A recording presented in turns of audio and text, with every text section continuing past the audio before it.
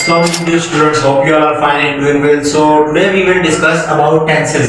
तो हम काफी दिनों से जो है टेंसेस के बारे में डिस्कस कर रहे थे, तो आज हमने टेंसेस की एक और टाइप पढ़नी है जो है कि पास्ट सिंपल टेंस के बारे में आज हमने डिस्कस करना है। तो बिना देर किए हम अपनी वीडियो की तरफ चलते हैं, आज के टॉपिक को डिस्कस करते हैं। तो सबसे पहले आज के टॉपिक में हमारे पास है पास्ट सिंपल टेंस।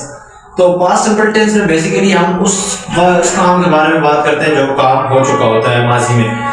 तो उसके लिए इसका जो स्ट्रक्चर है वो है सब्जेक्ट, वर्ब की सेकंड फॉर्म यूज होगी यहाँ पे और ऑब्जेक्ट आएगा, तीन ही चीजें इसमें होगी। तो इसका जो जुमला बनाते हैं वो बनता है ही रॉट अ लेटर।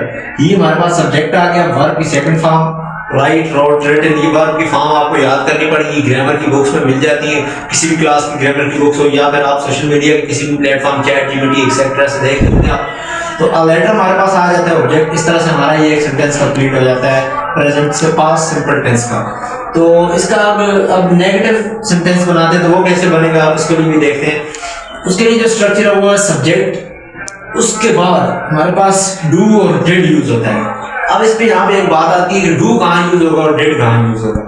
इसमें जो हमारे पास ये डू जो होता है ये हमारे पास यूज होगा आई वी यू दे के साथ, और ये जो हमारे पास डिड है ये ही शी इट के साथ यूज होगा। समझ गए हमारी बात। सब्जेक्ट के बाद यहाँ पे हमारे पास ही सब्जेक्ट है तो हमने इसके साथ डिड लगाना है। अभी नॉट, नेगेटिव के लिए नॉट यूज होगा और फिर वर्ब की फर्स्ट फॉर्म यूज होगी यहाँ पे और फिर एंड पे ऑब्जेक्ट होगा।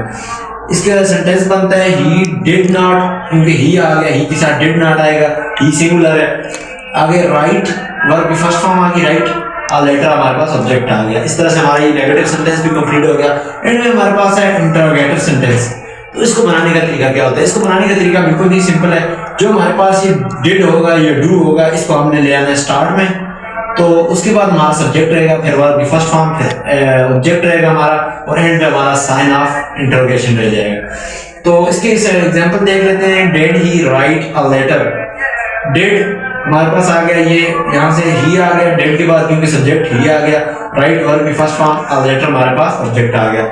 तो उम्मीद करता हूँ कि आपको आज हमारा ये छोटा सा लेक्चर बखूबी सही तरीके से समझ आ गया होगा। अगर कोई मिस्टेक हुई है या फिर आपको कोई चीज़ समझ नहीं आई तो आप कमेंट में बता सकते हैं। मिलते हैं आपसे नेक्स्ट वीडियो में, तब तक के लिए अल्लाह हाफ़िज़।